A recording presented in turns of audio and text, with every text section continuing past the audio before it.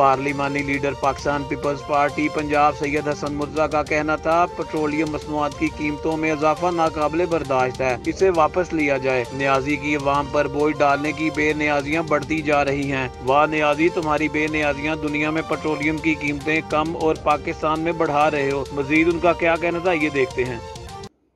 वाह न्याजी, तेरियां बेनियाजियां। पूरी दुनिया दे विच तेल दे रेट घट गए ने और पाकिस्तान दे विच आए दिन वो रेट वधदे जा रहे ने। समझ नहीं आती कि 60 रुपए का लीटर लभण वाला तेल करप्ट सी ते अज 103 रुपए लभण वाला तेल जिहड़ा है वो सादिक और अमीन है। तेरी सदाकत तो, तेरी अमानत तो सदके जाइए। तेरी साइंस की समझ नहीं आती कि तू कहंदा सैं कि जे तेल का रेट वधे तो कहना वजीर आजम चोर है, जे गैस का वधे तो कहना वजीर आजम चोर है, जे बिजली महंगी होवे तो कहना वजीर आजम चोर है। अज जो सारे काम हो रहे ने तू फिर सादिक और अमीन है। तेरी तेरी तेरी ये साइंस की समझ नहीं आई। अगर डॉलर का रेट 1 रुपया वधदा सी ते तू कंटेनर ते चढ़ के नचदा सैं।